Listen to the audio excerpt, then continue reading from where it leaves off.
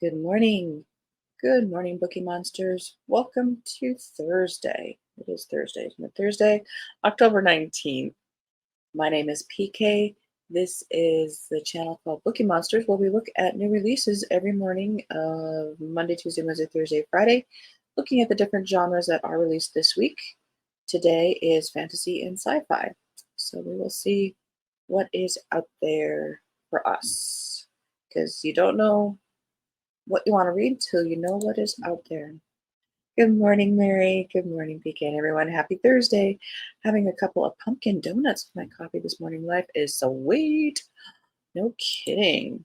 I'm not a huge fan of pumpkin, but I could probably let that get by while I have a donut. uh, did you have a good evening? I was very tired yesterday, and I was actually very glad we didn't have sprints last night because I was just worn out. So I went to bed early. But we do have sprints tonight at 6:05 Mountain Time, 8:05 Eastern Time. We'll be going for 2.5 hours. So come back here this evening if you would like to carve out some time for yourself, because you deserve it, and you deserve to read good books. Oh, you finished? Oh my gosh, last night, and ready to start a new one tonight with your sprints. Excellent. You get to choose. That is such usually a very fun feeling. Sometimes if you're in like a mini slump, I was feeling mini slumpish. Um, I don't know why. Maybe too much to choose from. So super duper quick, we'll go into here. I started this one first in a series, the Lord Julian mystery set during Regency, one of my favorites. It's called A Gentleman Fallen on Hard Times by Grace Burrows. She has several historical series going on. I don't know if I've read any of hers, but so far I'm kind of like it. I'm at 7%. All right, let's go look at fantasy and sci-fi.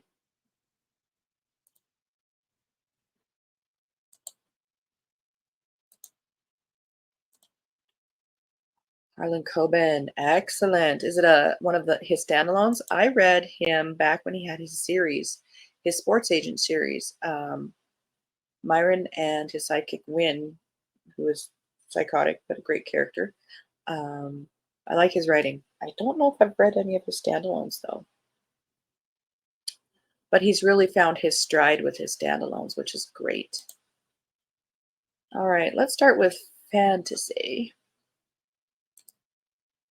And this website is newinbooks.com, aptly named. And this has got a great fantasy cover, Thalandor Kingdom of Legends. It's a Kindle Unlimited,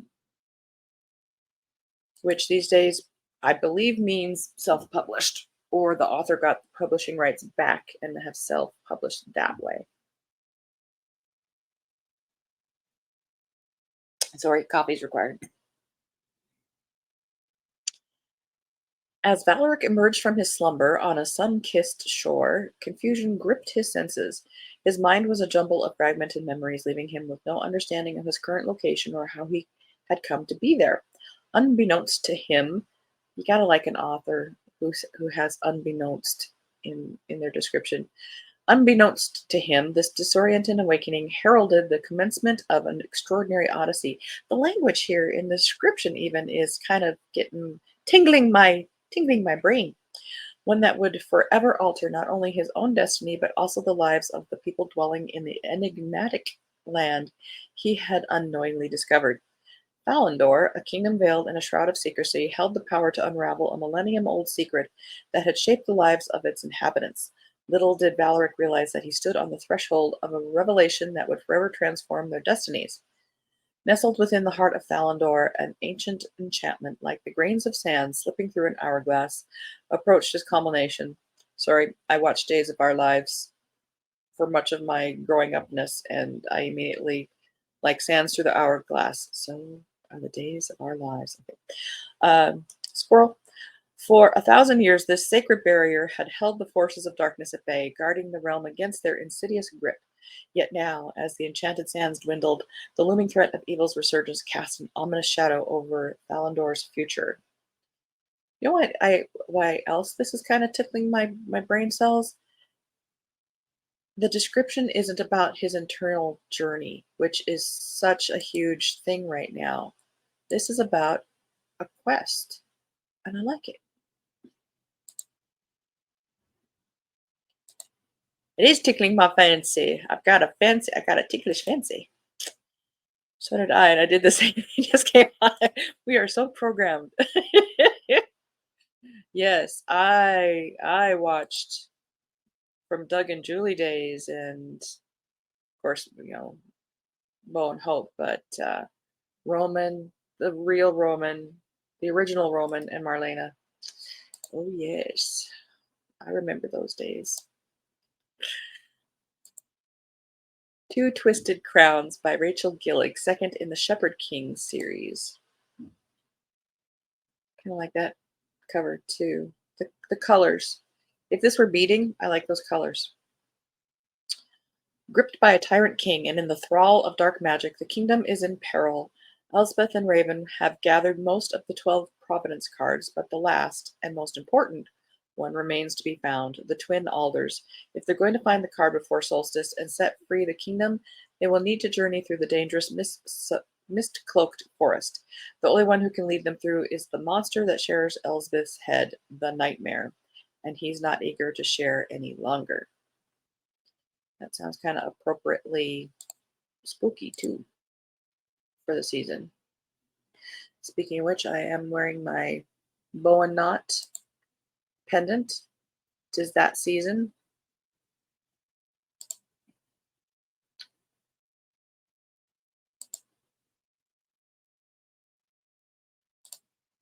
Ah, yes, it was exciting. Yes. Yeah. I might get you reading some fantasy. Okay, now we're going into a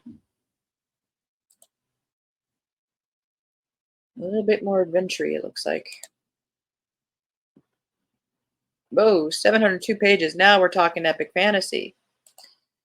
Rune Seeker by J.M. Clark and C.J. Thompson.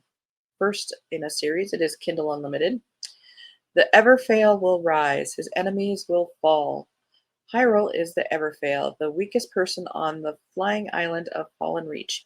He trains harder than any warrior, studies longer than any scholar, but all his people are born with magic powered by the sun flowing through tattoos on their bodies. Despite having enormous energy within, Hyrule is the only one who can't channel it. His hard work is worth nothing, until it isn't. In a moment of danger, Hyrule unlocks an achievement with a special instruction. Access a dungeon to receive a class-specific reward. It's his first and maybe last chance for real power. Just one problem. All dungeons lay in the wilderness below the flying islands that humanity lives on, and there lay secrets and dangers that no one has survived. New powers await, but so do new challenges. If he survives, he could forge his own path to power. If he fails, death will be the least of his problems. That seems very, yeah, it's a lit RP.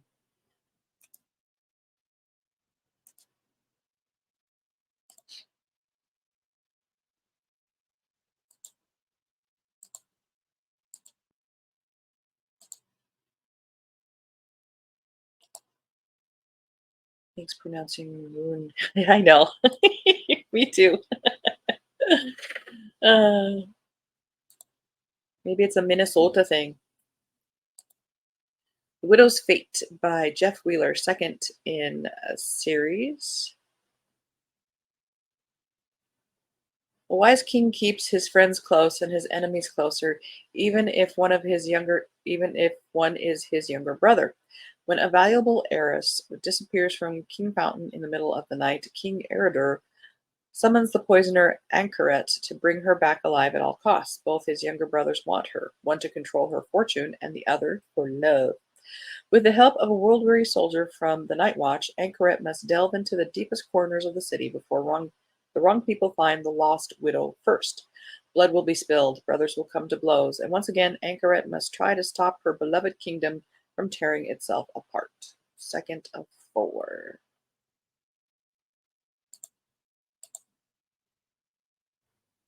Did like that cover too.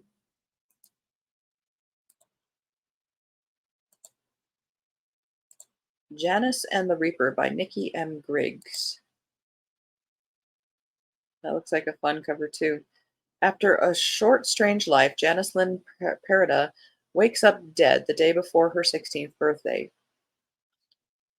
So much for a birthday. To her dismay, and not missing the irony, this is the first time in her existence that she's ever felt alive.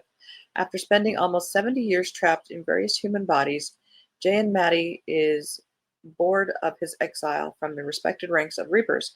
He fills his days as forensic pathologist in a body that is slowly turning against him. When the two collide outside of Richmond, Virginia morgue, they uncover a sinister secret. Someone is killing off Reapers to cover up an illegal fairy deal gone astray. Unfolding across the magical tapestry of the U.S. and beyond, Jay and Janice find themselves unraveling the corruption at the heart of the fairy courts with the help of a demigod of death, a forgetful psychic, and an occasionally friendly demon. Janice and Jay set out to expose the Fae and get justice for those affected by the corruption, while coming to understand the true nature of their own identities and just how deep the love of found family can run. Okay. More of a contemporary fantasy. All right, let's look at science fiction.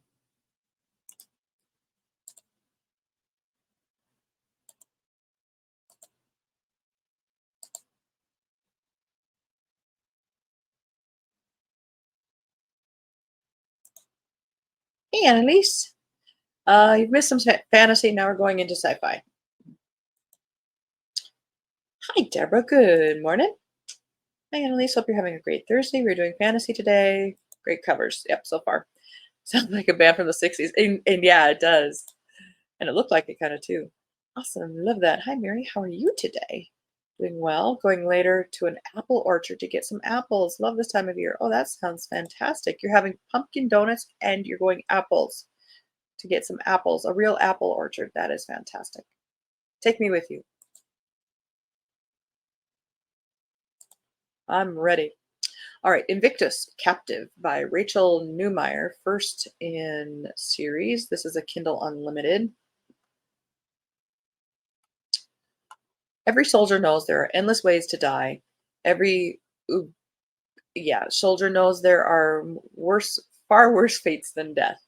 Sebastian, 1024 S line third modification, has survived the destruction of his own ship and an enemy station, but he was rescued by the wrong side, by Nayland Ela, captain of the Elysian destroyer Invictus. Now he's facing a difficult problem: how to persuade Captain Ela and her people that he is not an enemy combatant. That is, that if there was an act of war, it was committed by her people, not his own. Sebastian is almost certain he was an innocent bystander of disaster, unless his own people set him up, aiming to get him aboard Invictus for reasons he can't yet understand. Maybe they did. It's just the kind of thing Ubez's command might do. Nayland Ela is almost certain Sebastian is an enemy agent placed aboard her ship by command, but no one, not her own people, nor the enemy, nor Sebastian himself, can possibly guess what use she might actually have for a soldier. Even if he actually is an innocent bystander, she may be able to use him in her private, long laid plans. And if he's actually an enemy agent, that might be even better. They just like to throw in that U word multiple times just to make me stumble over it.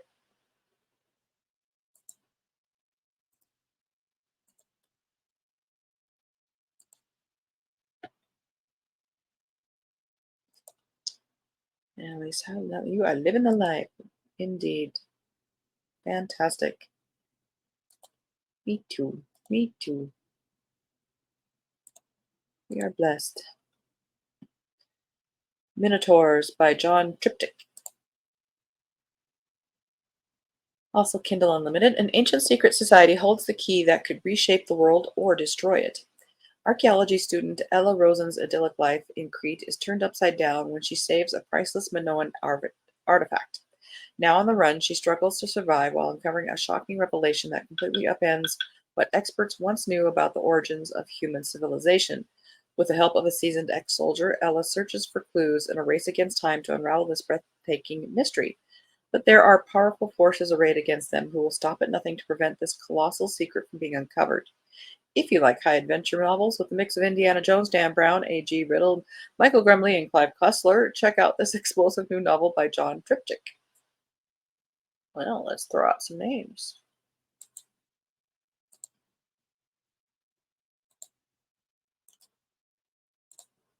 To Castle Kingside by John W. Grundy. 643 pages. It is Kindle Unlimited. They thought their days of adventuring were finally coming to an end, but a new one was just beginning. Embark on an action-packed cosmic journey with the legendary mercenary group Parliament as they face their ultimate mission to thwart the galaxy-threatening scheme of a rogue mentalist with a familiar face. Bound by years of loyalty and friendship, they navigate a violent yet morally driven futuristic universe, their thoughts of retirement interrupted by a rescue mission turned grand adventure. Separated on distant planets, they uncover a diabolical conspiracy that tests bonds, strains loyalties, and redefines their relationships. As they race among the stars and against the clock, introspective trials meld with explosive action, forging new friendships and sparking romantic entanglements. With inspiration drawn from a unique role playing game crafted by the author and his friends, is a new brand of adult-oriented sci-fi gamelet that seamlessly blends, etc., etc.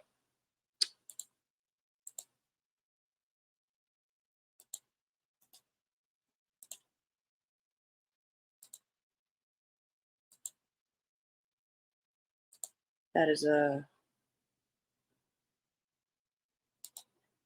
Deborah. I have not read a sci-fi in quite some time. The good ones are kind of hard to find. Right now, we're in a really strong fantasy era. Sci-fi is kind of the second cousin twice removed.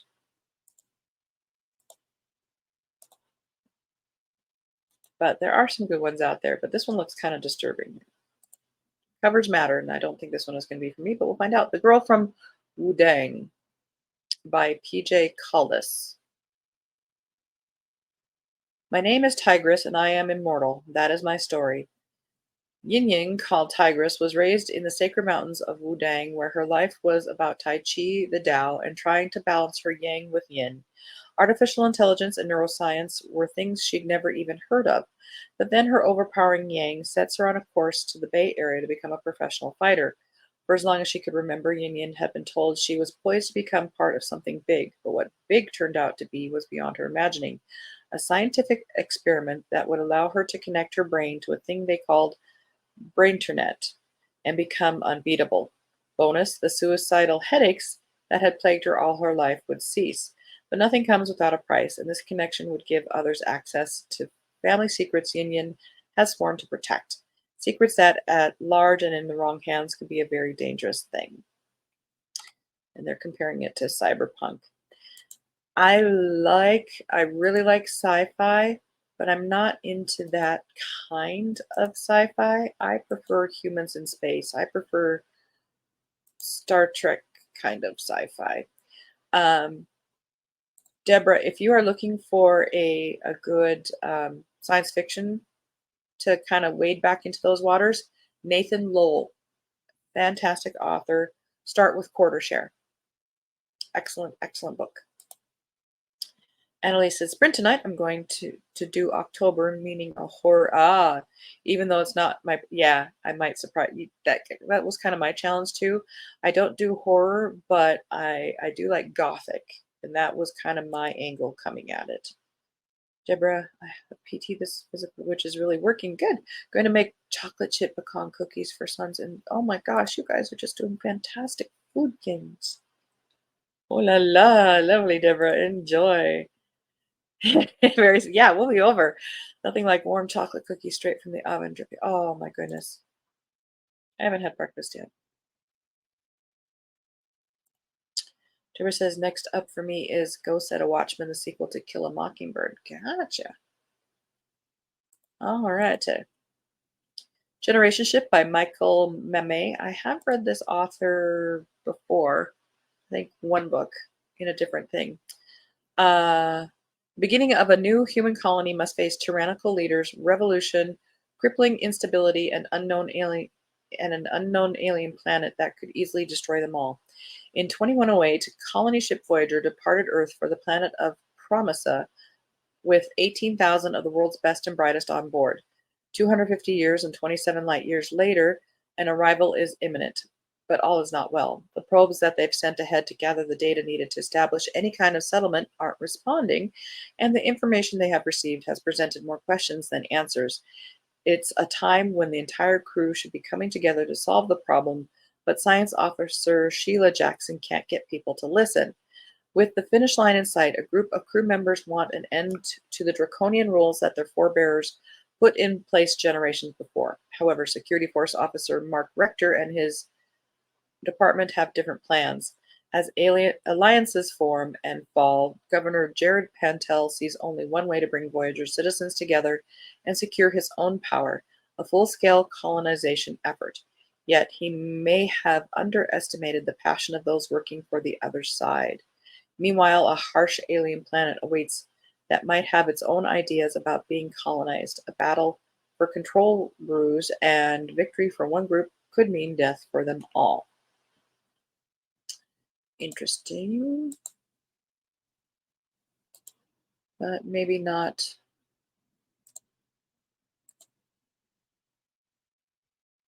We're kind of running out of time here, so let's take a look at some covers. This is on bookriot.com. Flower and Thorn by really, it's hard to tell what that name is. That's not good marketing. You got to know who the author is. Fox Snare by Yoon Ha Lee. The Unmaking of June Farrow by Adrian Young. I thought that already came out. But if Spells for Forgetting, her previous book was making waves, so this one is unknown. The Witches at the End of the World by Chelsea Iverson, and Unholy Terrors by Lyndall Clipston. So there's some more to check out for this week. We are out of time. Mary said Stephen King hit the... Okay, yeah. You have scared yourself silly reading Stephen King. Yeah. I don't read Stephen King. I used to, the old stuff, back when he edited. Mary said, Deborah, let me know how you like it. I love To Kill a Mockingbird so much that I don't want to target. Yeah. Annalie said, yeah, Stephen King, my brother loved those movies. I was terrified. I still remember Christine, the car movie. Yeah, Cujo. Deborah, Mary, I know that's why it's taken me so long to read it. Curiosity overcame me. I want to see what the controversy was about. Okay. Form your own opinion. That's perfectly acceptable. Mary said, great covers on almost every book. Yeah, it kind of went all out. Appreciate that. All righty. Well, ran out of time again. I appreciate you guys spending the time with me, though.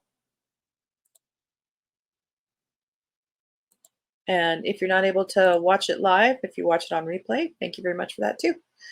Tonight we do have sprints, 6:05 Mountain Time, 8:05 Eastern. I try to get here as quickly as I can after work. With road construction, it takes me a half hour to get home, and then I have to walk Keo. So if I'm running late, it's because something was impeding my progress, but I do try to get here as quickly as possible. Mary says, see you tonight, and bring those cookies. Exactly, Deborah, bring the cookies. Annalise says, thanks, you are welcome. Thank you guys so much. Have a good rest of your day. Hopefully see you tonight. Take care of yourself. Be kind to yourself and others. And read good books. And it's okay to set books down if it's not working for you at that time. It doesn't mean it's a bad author or a bad book. It just means it's not the right time for you. We can read while we wait. Yeah. Read for me. Deborah says they're great with coffee. Oh, man. I love that. All righty. Take care. Have a great day, everybody. Yep. We'll see you, some of you guys, later. And remember, don't be a bookworm, be a bookie monster. Nom nom nom. God bless.